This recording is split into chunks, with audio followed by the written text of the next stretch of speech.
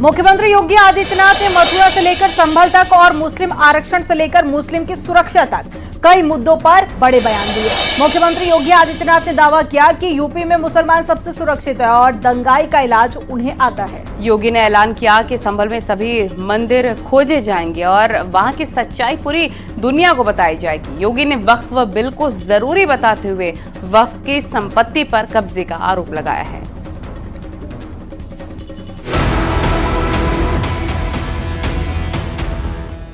क्या हुआ था संभल में? देखिए, संभल एक सच्चाई है। मथुरा श्री कृष्ण की जन्मभूमि नहीं है क्या? पर वो तो अब कोर्ट में है ना। कोई कोर्ट का ही आदेश पालन कर रहे हैं ना। मथुरा से मुसलमान तक, अयोध्या से औरंगजेब तक, हिंदू मुसलमान संभल पर घमासान। तमाम सवालों के जवाब उत्तर प्रदेश के सीएम योगी आदित्यनाथ ने अपने ही अंदाज में दिए। यूपी में सबसे सुरक्षित है मुसलमान। 100 हिंदू परिवारों के बीच में एक मुस्लिम परिवार सबसे सुरक्षित रहता है। रंग लग भी गया तो क्या हो गया?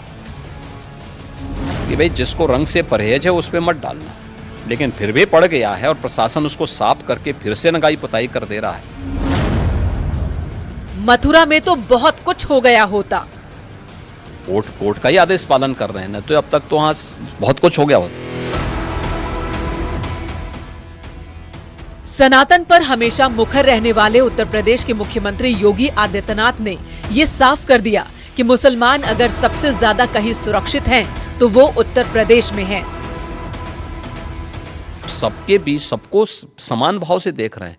उत्तर प्रदेश में मुसलमान सबसे ज्यादा सुरक्षित है, सबसे ज्यादा सुरक्षित है। अगर हिंदू सुरक्षित है तो वह भी सुरक्षित है।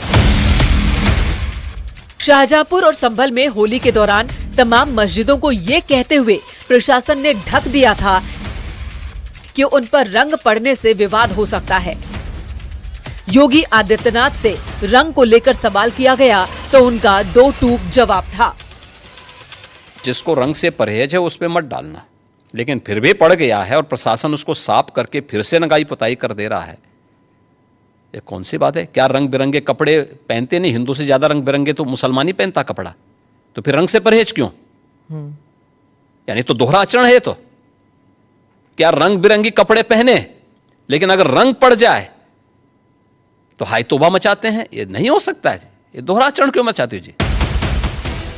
वहीं मथुरा में कृष्ण जन्मभूमि पर भी कोर्ट में मामला चल रहा है। इस पर योगी आदित्यनाथ का कहना है कि कोर्ट की वजह से ही मथुरा में अब तक कुछ हुआ नहीं है। मथुरा की बात क्यों नहीं उठानी? मथुरा श्री कृष्ण की जन्मभूमि नहीं है क्या? पर वो तो अब कोर्ट में है ना। कोई कोर्ट का ही आदेश पालन कर रहे हैं ना, तो अब तक तो वहां बहुत कुछ हो गया होता है।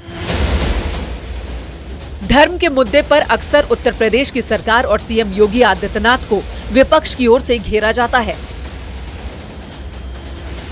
लेकिन उन्होंने इससे जुड़े हर मुद्दे पर खरी खरी बात कही।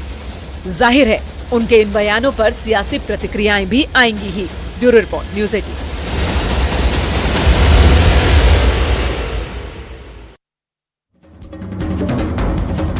विपक्षी दलों ने सीएम योगी के बयान पर सवाल उठा दिए हैं। एसपी सांसद डिंपल यादव ने कहा, अगर हम पिछले 8 सालों में प्रदेश का विकास देखेंगे तो हम समझ जाएंगे कि प्रदेश की क्या हालत हुई है। कांग्रेस ने भी सीएम योगी के बयान पर रिएक्शन दिया और बीजेपी पर ध्रुवीकरण का आरोप लगाया कि ये खाली ध्यान भटकाने वाली ही बात करेंगे, क्योंकि ये आज भी नहीं बता पाएंगे कि जितने इन्होंने एमओयू साइन किए थे वो कितने धरातल पे उतरे हैं। अगर आप इनके मॉडल को देख लेंगे इंफ्रास्ट्रक्चर डेवलपमेंट के लिए, तो सब इस पे हंसी उड़ाएंगे कि किस तरह का ये डेवलपमेंट मॉडल है, जहां लाखों करोड़ रुपए के एमओयू साइन होते हैं और धरातल पर नहीं उतरते हैं। और ये खाली अब मैनेजमेंट और मीडिया के माध्यम से अपनी छवि को सुधारना चाहते हैं। ये सिर्फ ध्रुवीकरण की बात ये लोग करते हैं, और ध्रुवीकरण से मैंने हमेशा इस बात को कहा है कि जब आप किसी पद पर हैं, संवैधानिक पदों पर आप आसीन हैं, आप देश की सब जनता, आपका राजधर्म क्या है? राजधर्म सबकी सेवा करना है। आज हम किसी जिम्मेदार पद पर बैठे हुए लोग अगर इस तरीके की बात करेंगे तो मुझे लगता है कि वो अपने राजनीतिक फायदे के लिए इन बातों को उठा रहे हैं। उधर राणा सांगा पर दिए विवादित बयान को लेकर आगरा में एसपी सांसद रामजीलाल सुमन के घर के बाहर बवाल हो गया। करणी सेना के लोगों ने रामजीलाल सुमन के घर में घुसने तक की कोशिश की है। पुलिस और करणी सेना के लोगों के बीच जमकर मारपीट हुई। एसपी सांसद रामजीलाल सुमन के घर के गेट को तोड़ने की कोशिश की गई है। राज्यसभा सांसद रामजीलाल सुमन ने संसद के अंदर राणा सांगा को गद्दार कहा था। कई दिनों से आप लगातार देख रहे होंगे कि रामजीलाल सुमन जी के राज्यसभा में बोलने के बाद जिस तरीके से लोगों ने जिस भाषा का प्रयोग किया, जो हर भाषा में और एक चुनौती भरी भाषा में जो मैसेज डाले, उसको देखते देखते 2 दिन से लोगों ने मैसेज डाला कि आवास का घेराव करेंगे। इसकी जानकारी पुलिस प्रशासन के सभी लोगों को थी, प्रशासन को थी। वो आज वो घर पर लाठी डंडों के साथ, तलवार वलवार लेकर के और आधे रोरों के साथ घर पर हमला कर गए। ये तो केवल ट्रेलर है, झांकी है। इसको नहीं हटाया सपा से, इसकी राज्यसभा की जो सदस्यता वो भंग नहीं की गई, तो बड़ा विरोध प्रदर्शन पूरे देश में देखने को मिलेगा। ये तो केवल झांकी है। आप सब लोगों को बोलना चाह रहा हूँ, हमारे जो कार्यकर्ता हैं उनके अगर कोई खरोच भी आई, मैंने अभी देखा है कि किसी के 2-3 लोगों के वकेंद्र राणा के उनके चोट आई है, और अगर उसके साथ कोई बदतमीजी हुई, कोई कुछ भी हुआ वहां मेरे कोई पदाधिकारियों के साथ, तो बाकायदा पूरे देश में तांडव होगा और हम लोग सड़कों पे आएंगे। जय हिंद, जय भारत। संभल हिंसा के बाद एक एक कर दंगाइयों पर एक्शन जारी है, लेकिन अब जांच की आंच संभल के सांसद जियाउर रहमान वर्ग तक पहुंच गई है, जिन्हें पुलिस के सवालों के जवाब देने होंगे। उधर मुख्यमंत्री योगी आदित्यनाथ ने एक बार फिर से साफ कर दिया कि संभल में जो हिंदुओं का है वो उन्हें मिलकर रहेगा। आपको एक रिपोर्ट दिखाते हैं।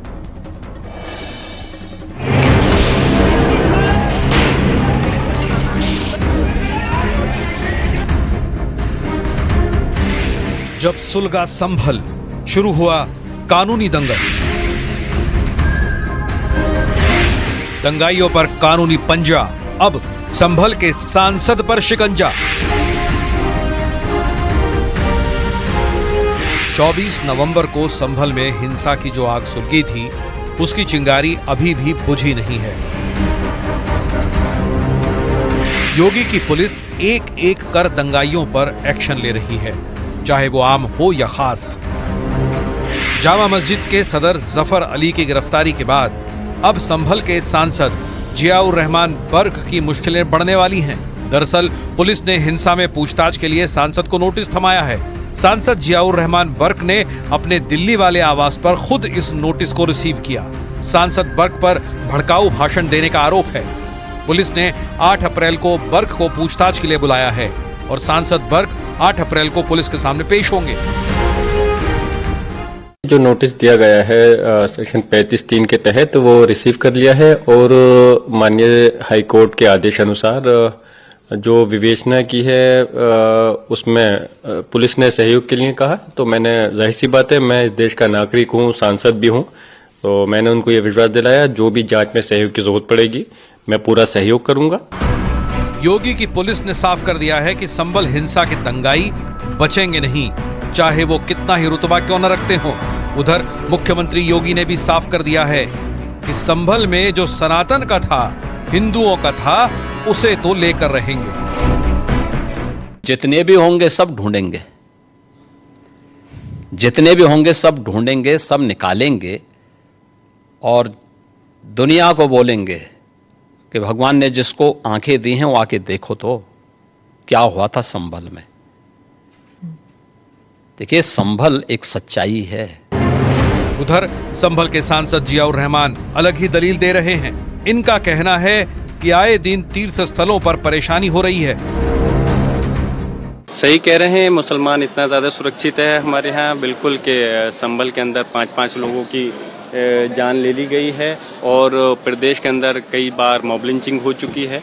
तो सुरक्षित है हमारे यहाँ मुसलमान। हम कब मना कर रहे हैं? आए दिन उनको झूठे मुकदमे में फंसाया जाता है, आए दिन उनकी धार्मिक भावनाओं को ठेस पहुंचाई जाती है, धार्मिक स्थल को निशाना बनाया जाता है। काबिले गौर है कि संभल में हिंसा के बाद से ही एक तरफ दंगाइयों पर एक्शन जारी है तो दूसरी तरफ हिंदू धार्मिक स्थलों की पहचान की जा रही है।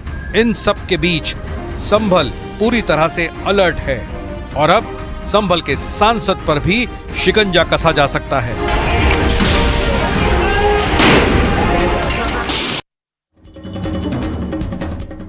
अलविदा जुमा से पहले संभल पुलिस प्रशासन एक बार फिर से अलर्ट है। प्रशासन ने पीस कमेटी की बैठक में साफ संदेश दे दिया है कि नमाज सिर्फ मस्जिद या ईदगाह में ही होगी, सड़क पर नहीं। और बैठक में मौजूद संभल सीओ अनुज चौधरी ने दो टूक कहा है कि अगर आप ईद की सेवैयां खिलाना चाहते हैं तो होली की गुजिया भी खानी पड़ेगी। संभल परिसर में आज शांति समिति की बैठक की गई, जिसमें सभी वर्गों धर्मों के लोग उपस्थित थे। उन्हें स्पष्ट रूप से अवगत कराया गया और सुनिश्चित किया गया है कि मस्जिद एवं ईदगाह के अंदर ही नमाज अदा की जाएगी और परिसर के बाहर सड़क पे कोई भी नमाज अदा नहीं की जाएगी और सड़क पर लोग बैठकर नमाज अदा नहीं करेंगे। और साथ ही बिजली पानी की कुछ समस्याओं के बारे में भी उनके द्वारा अवगत कराया गया है, जिन्हें भी समय रहते हुए पूर्ण करा लिया जाएगा और सब किसी के द्वारा अन्य कोई समस्या प्रकट नहीं की गई है। आप यदि ईद की सेवैयां खिलाना चाहते हो तो आपको गुजिया भी खानी पड़ेगी या गुजिया खाओ ये तो दोनों पक्ष खाओ। पर यहाँ गड़बड़ हो जाती है जहाँ एक पक्ष खाने को तैयार, दूसरा खा नहीं रहा, तो यहाँ भाईचारा खत्म हो जाए। मैं उस चीज को दोबारा नहीं दोहराना चाहूंगा। अगर भाई मैंने क्या कहा था, पर किसी भी एक आदमी ने यदि मेरा वक्तव्य इतना गलत था तो वो उसे हाई कोर्ट में, सुप्रीम कोर्ट में क्यों चैलेंज नहीं किया, मुझे सजा करवाते। यदि मेरा वक्तव्य इतना गलत था, क्योंकि मैंने कुछ गलत मतलब हर चीज दोनों धर्म के लिए बराबर बोली। ईद के मौके पर बीजेपी गरीब मुस्लिम परिवारों के घरों तक खुशियों की सौगात पहुंचा रही है। इसके जरिए बीजेपी 32 लाख गरीब मुस्लिमों को सौगाते मोदी किट देगी। बीजेपी सौगाते मोदी किट गरीब मुस्लिमों को दे रही है ताकि वो ईद की खुशियां मना सके। वहीं विपक्ष ने इसे बीजेपी का वोट का दांव बताया है। आपको एक रिपोर्ट दिखाते हैं।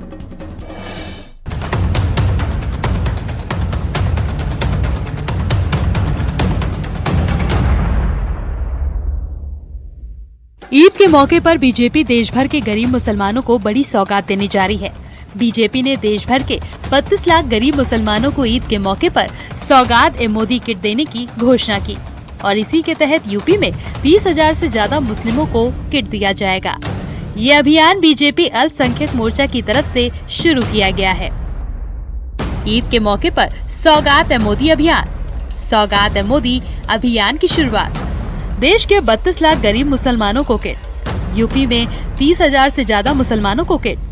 गरीब मुसलमान भी अच्छे से ईद मना सके, इसलिए बीजेपी उन्हें ईद मनाने के लिए ये किट दे रही है। इस अभियान के तहत यूपी की 10,000 मस्जिदों, 6,000 मुस्लिम बाहुल्य बस्तियों में सौगात ए मोदी किट दिया जाएगा। लगभग 10,000 मस्जिदों के माध्यम से और एक मस्जिद के आसपास लगभग 100 लोग ऐसे मिल जाते हैं जो दिक्कत में हैं, जिनके जो आर्थिक रूप से कमजोर हैं, उनकी मदद करने का काम स्थानीय कार्यकर्ताओं के द्वारा होगा। वो वहाँ की आर्थिक स्थितियों को, परिस्थितियों को जानते हैं, वो वहाँ क्या कौन परेशान है उसको भी जानते हैं। उन तक हमारी ईदी पहुँचे, सौगाते मोदी किट पहुँचे, ये अल्पसंख्यक मोर्चा के लोकल स्तर पर कार्यकर्ता चिंता कर रहे हैं और लगातार काम में लगे हैं। इस पहल का उद्देश्य गरीब मुस्लिम परिवार को ईद की खुशियाँ मनाने में मदद करना है। इस किट में सेवैयां, खजूर, ड्राई फ्रूट्स, किट में महिलाओं के लिए सूट का कपड़ा, किट में पुरुषों के लिए कुर्ता पैजामा होगा। किट की कीमत करीब 500 से 600 रुपए होगी। इस अभियान के पीछे बीजेपी की सधी हुई रणनीति है कि मुस्लिमों के बीच जाकर उनका भरोसा जीता जा सके। आज जिस तरह से राजनीति लोग करते हैं, चाहे वो मुलायम सिंह यादव जी हों या सोनिया गांधी जी हों या राहुल गांधी जी हों, इन्होंने हम मुसलमानों को ठगने का काम किया है, हम मुसलमानों को आगे बढ़ाने का काम नहीं किया है। योगी और मोदी की सरकार ने सबका साथ, सबका विकास और सबके विश्वास के तहत दिल जीतने का काम किया है। वहीं बीजेपी के सौगात ए मोदी अभियान पर विपक्ष ने सवाल उठाए हैं। अरे हमारे लिए तो कोई गिफ्ट नहीं आया, हमने तो जाने कितने त्योहार मनाए, होली मैंने मनाई, हमें कोई गिफ्ट नहीं मिला। दिवाली हमने मनाई, कोई गिफ्ट नहीं मिला। हमने रक्षाबंधन मनाया, कोई गिफ्ट नहीं दिया। माताएं बहनें सिलेंडर का गिफ्ट इंतजार कर रहे थे, वो भी नहीं मिला। होली गुजर गई, सिलेंडर वाला गिफ्ट नहीं मिला। अरे गिफ्ट के चक्कर में मत पड़ो आप। इनसे कहिए कि नौकरी कहाँ है, रोजगार कहाँ है, और आलू की कीमत कहाँ है, सरसों के तेल की कीमत कहाँ है। ये हमारा तिल बर्बाद हो गया, ये हमारी मूंगफली की कोई कीमत नहीं है, और ये तरबूज खरबूज आ गया है खेतों में। इसके लिए कोई इंतजाम सरकार ने किया कि बस छोड़ दिया अपने हाल पे। सौगात मोदी किट में गरीब मुसलमानों को ईद का तोहफा है। इसमें वे जरूरी चीजें हैं जिसका इस्तेमाल कर गरीब मुसलमान भी अपनी ईद मना सकते हैं। वहीं विपक्ष को इसमें सियासत दिख रही है। दरअसल इस अभियान के माध्यम से भारतीय जनता पार्टी मुस्लिम समाज को अपने साथ जोड़ने के लिए लामबंद करने में जुटेगी। यही नहीं, इस अभियान को लेकर विपक्षी पार्टियों ने सवाल भी खड़े करने शुरू कर दिए हैं। इसमें बसपा सुप्रीमो मायावती का भी ट्वीट आया है, समाजवादी पार्टी ने भी सवाल खड़े किए हैं और कांग्रेस ने भी सवाल खड़े किए हैं। लेकिन बीजेपी का यह दावा है कि भारतीय जनता पार्टी सबका साथ, सबका विकास और सबके विश्वास पर काम कर रही है। यही वो वजह है कि जो सरकारी योजनाएं हैं उसमें मुस्लिम समाज की बड़ी भागीदारी है, यानी कि लाभार्थी वर्ग बड़ी संख्या में मुस्लिम समाज है और उनको बिना किसी भेदभाव के योजनाओं का लाभ भी मिल रहा है। कैमरामैन रवि के साथ संकेत मिश्रा, न्यूज़ 18 लखनऊ। –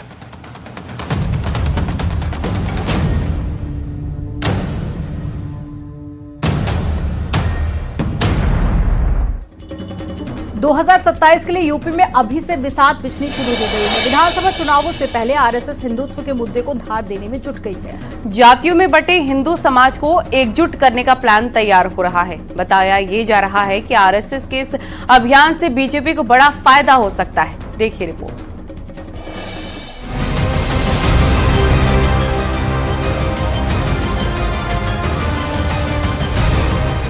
यूपी में विधानसभा चुनाव से पहले आरएसएस ने कमर कस ली है। आरएसएस हिंदुत्व के मुद्दे को धार देते हुए जातियों में बटे हिंदू समाज को लामबंद करने के अभियान में जुट गई है। ऐसे में यूपी में जातियों के सहारे सियासत करने वाले दलों के लिए आरएसएस का अभियान बीजेपी को बड़ा फायदा पहुंचा सकता है। आरएसएस की रणनीति है कि उत्तर प्रदेश में जो हिंदू समाज अलग अलग जातियों में बटा हुआ है, हिंदू धर्म के लोगों को लामबंद करके हिंदुत्व के एजेंडे को धार दी जाए। और दूसरी तरफ जो आरएसएस के एजेंडे में अयोध्या के बाद मथुरा भी शामिल रहा, तो ऐसे में मथुरा से सटे हुए अलीगढ़ में आरएसएस चीफ मोहन भागवत का प्रवास 5 दिवसीय है और इससे सीधे तौर पर यह संदेश देने की कोशिश आरएसएस की रहेगी कि मथुरा आरएसएस के एजेंडे में है और इस मुद्दे को भी आरएसएस धार देगी। अयोध्या के बाद मथुरा आरएसएस के एजेंडे में शामिल है।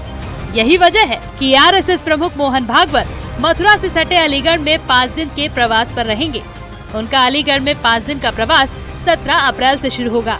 मोहन भागवत के दौरे से पहले ही आरएसएस हिंदुत्व के एजेंडे को धार देने में जुट गई है। पूरे समाज को, हिंदू समाज को संगठित करना, ये मेन उसका उद्देश्य था। जब समाज संगठित होगा तो देश भी, हमारा राष्ट्र भी आगे बढ़ेगा।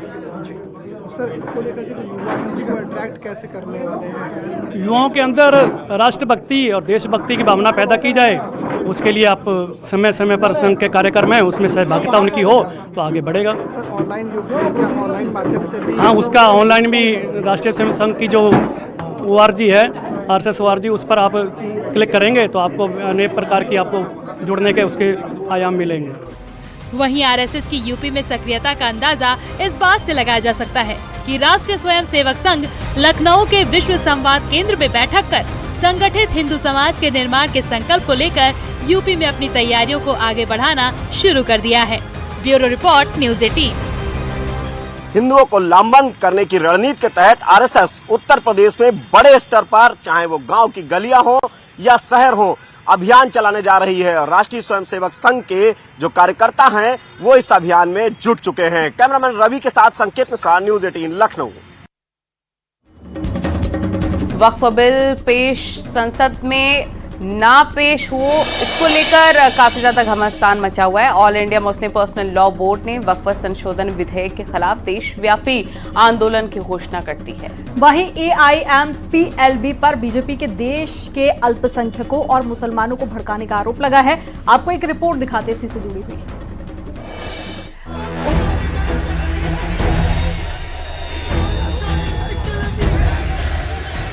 वक्फ बिल को लेकर घमासान जारी है, जिसकी गूंज दिल्ली तक सुनाई दे रही है।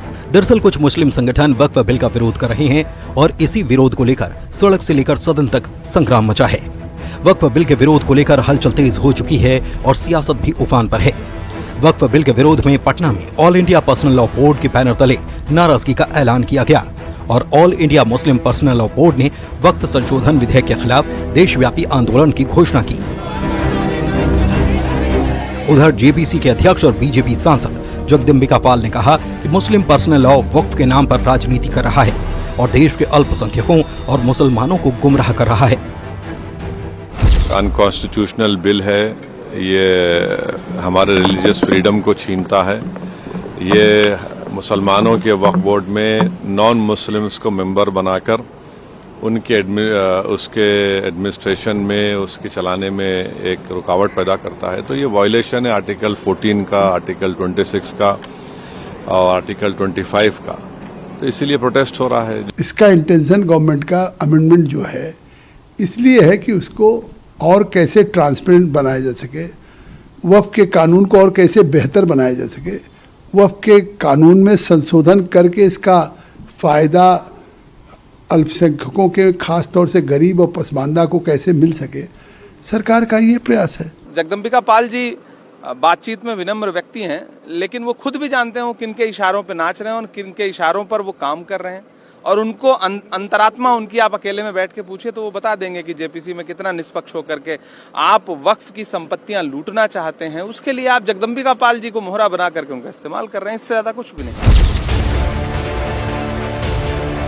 All India personal law board के इस विरोध प्रदर्शन पर सियासत का रंग भी चढ़ गया। बिहार में चुनाव है तो इस मुद्दे पर सियासत होना लाजमी है।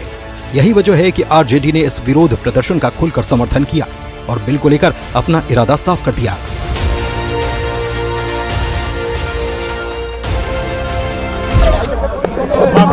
जायदाद के